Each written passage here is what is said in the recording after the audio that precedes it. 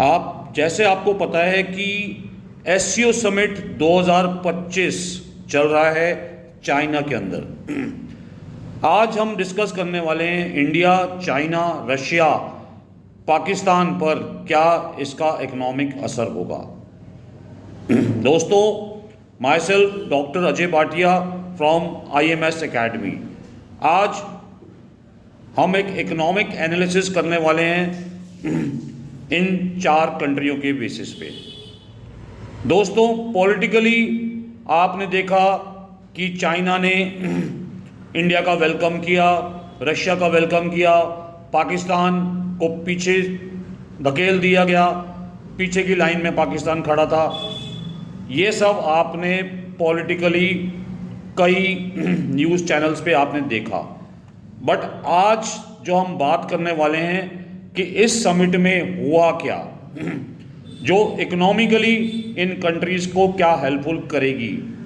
दोस्तों, ये SCO summit त्याजान में हुआ था, जो चाइना में है, जिसमें इंडिया, चाइना, रशिया, पाकिस्तान की टॉप अथॉरिटीज़ वहाँ पर आई हुई थी जिनपिंग की कॉल पे। वो एक मल्टीपोलर वर्ल्ड बनाने के लिए इन सब पॉलिटिकल पीपल्स को, prime minister of country, president Russia, prime minister Pakistan, सब इस एससीओ समिट में आए हुए थे। तो चाइना एक मल्टीपोलर वर्ल्ड बनाना चाहता है इस समिट से। इंडिया एक डिप्लोमेटिक बैलेंसिंग एक्ट अचीव करना चाहता है। चाइना एक लिवरेज लेना चाहता है, जियोपॉलिटिकल एडवांटेज लेना चाहता है। क्या रशिया बाईपास कर देगा वेस्टर्न सैंक्शंस को वाया एससीओ फ्रेमवर्क? क्या पाकिस्तान अपनी पोजीशन को पोजीशन कर पाएगा? ये सारी चीज़ें आज हम इस वीडियो में डिस्कस करेंगे। दोस्तों, ये एक इकोनॉमिक एनालिसिस है। इसको इकोनॉमिक तरीके से समझें, जिससे इंडिया और रशिया, पाकिस्तान और चाइना, ये सब रीजनल इकोनॉमिक्स या इकोनॉमी कह लो, जो ऑयल में, ट्रेड में, कनेक्टिविटी में, टेक्नोलॉजी में, स्ट्रैटेजिक फाइनेंस के ऊपर, इसके ऊपर एक डिटेल एनालिसिस करने की कोशिश करेंगे, जिसको आप डिटेल में समझिए कि चाइना में जो एससीओ समिट, जिसको हम कहते हैं एससीओ समिट 2025, जो चाइना में हुआ है, ये एक ऐसा फोरम है जहां पर ट्रम्प के एग्रेसिव ट्रेड वार के बैकग्राउंड में मल्टीपोलर वर्ल्ड का न्यू कंसेप्ट उठा है। आज देखते हैं इसका economic impact. India, China, Russia, हमने इस बार पाकिस्तान को भी साथ में लिया है क्योंकि वो भी एससीओ का पार्ट है। चाइना एक स्ट्रैटेजिक प्लेयर है।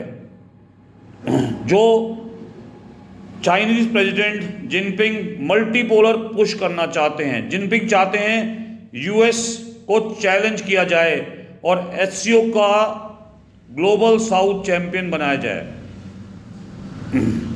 जिसमें करीबन $1.4 बिलियन का लैंडिंग पैकेज भी दिया गया है फॉर एससीओ डेवलपमेंट बैंक के लिए। AI cooperation, BeiDou satellite, जो ऑल्टरनेटिव है जीपीएस का। अगर हम इकोनॉमिक इंटीग्रेशन की बात करें तो BRI अलाइनमेंट, रेयर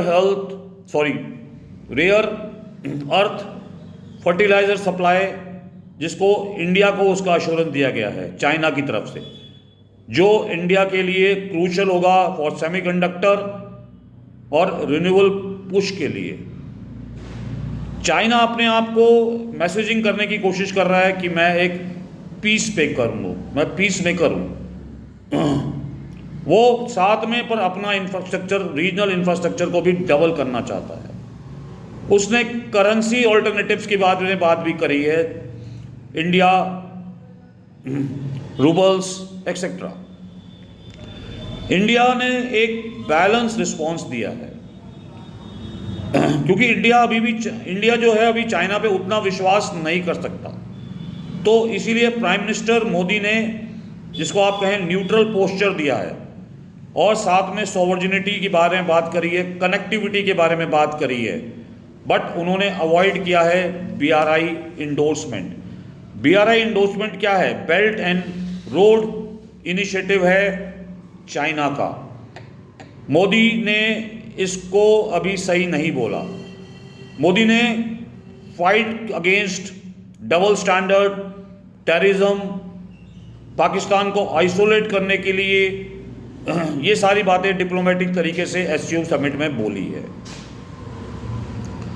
दोस्तों, अगर हम इकोनॉमिक हेजिंग की बात करें तो इंडिया सपोर्ट करता है रीजनल करेंसी ट्रेड का और चाहता है कि एक कॉशियस स्टेप उठाया जाए towards technological collaboration with China and Russia, जिससे हम US प्रेशर को ऑफसेट कर सकें 50% टैरिफ के लिए।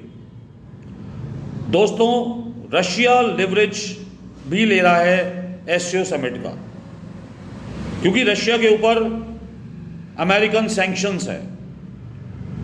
तो रशिया SCO को प्रमोट करना चाहता है through trade in roubles, energy deals के through, technology cooperations among the SCO member. अब गेन, पुतिन इससे डिप्लोमेटिक गेन लेना चाहता है और वेस्ट की जो वॉइस है उसको थोड़ा सा अंडर प्रेशर लाने की कोशिश कर रहा है। पाकिस्तान का भी कुछ ना कुछ गेन है, साथ में लिमिटेशंस के साथ। अगर हम बात करें तो आपको पता ही है कि चाइना का काफ़ी पैसा इकोनॉमिक कॉरिडोर में पाकिस्तान में लगा हुआ है। तो चाइना इकोनॉमिक कॉरिडोर को बूस्ट करना चाहता है, इसीलिए CPEC एक्सपेंशन के बारे में बात किया वाया अफगानिस्तान, पाकिस्तान, और पाकिस्तान को कंसेशनल लोन भी मिला है CPEC प्रोजेक्ट को पूरा करने के लिए। अगर हम बात करें ट्रेड टाइज की, तो पाकिस्तान ने LNG डील्स फाइनल की है रशिया के साथ। SCO कनेक्टिविटी में पाकिस्तान को इसका फ़ायदा भी हुआ है।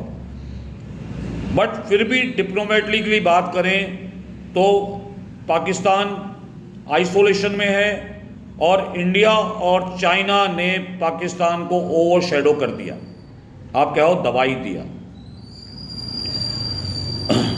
अगर हम रीजनल इकोनॉमिक आर्किटेक्चर की बात करें तो SCO समिट में ट्रेड शिफ्ट के बारे में बात किया गया।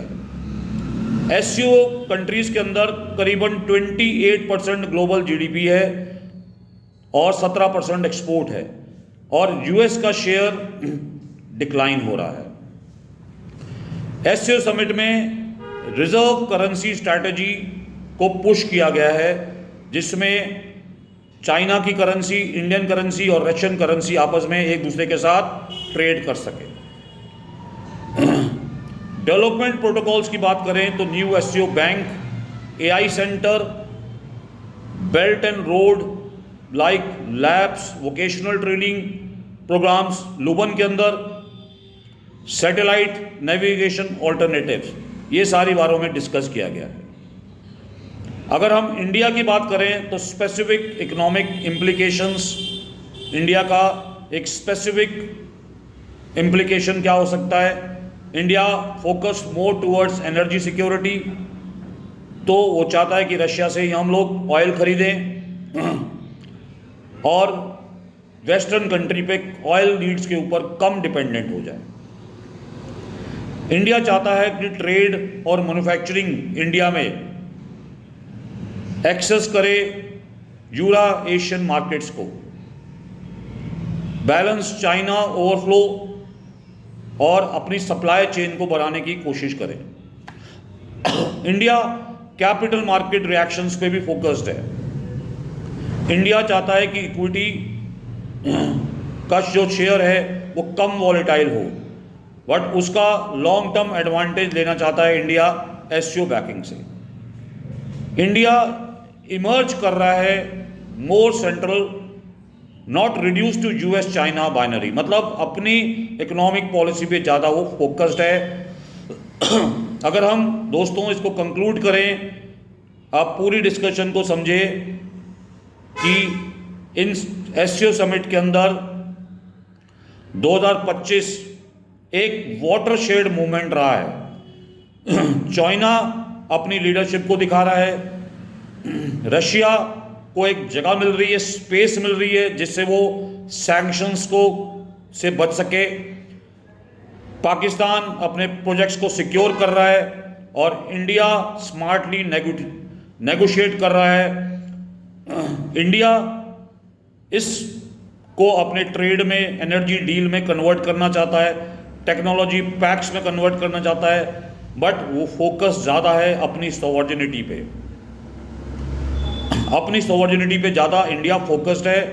इंडिया जब का कैरेक्टर इकोनॉमिक रेजिलेंस है इन अनसर्टेन टाइम, इंडिया एक ऐसी विंडो बन चुका है या आप कहो बन रहा है जो चाइना के लिए वाइजली खोलना चाहता है। वो पूरा एरिया नहीं खोलना चाहता चाइना के लिए, वो वाइजली कुछ एरियाज पे ही फोकस करना चाहता है। दोस्तों, चाइना ने जो हम पे, हमारे प्राइम मिनिस्टर को इतना वेलकम दिया, बट दोस्तों आपको क्या लगता है कि चाइना पे हमको विश्वास करना चाहिए? क्योंकि चाइना पे विश्वास हम कर नहीं सकते, अमेरिकन्स पे भी विश्वास हमारा उतर गया है, तो हमको क्या करना चाहिए? चाइना के साथ अपने रिलेशनशिप को बढ़ाना चाहिए जिससे हम काउंटर कर सकें अमेरिकन ट्रेड को, टैरिफ को। तो दोस्तों ज़रूर आप हमें बताइए कमेंट बॉक्स के अंदर कि इंडिया को क्या करना चाहिए।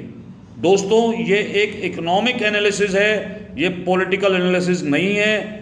आप जो भी चीज़ें कंट्री के लिए बेटर होगी वो इकोनॉमिकली होगी। पॉलिटिकल बातें बहुत सारी हो सकती हैं जिसका कई बार सिर पैर नहीं होता। तो दोस्तों अगर आपको हमारा वीडियो अच्छा लगे तो लाइक करिए, शेयर करिए, सब्सक्राइब करिए और कमेंट बॉक्स में ज़रूर बताइए क्या इंडिया चाइना के जो नज़दीक जा रहा है वो सही है या नहीं है। Thank you very much.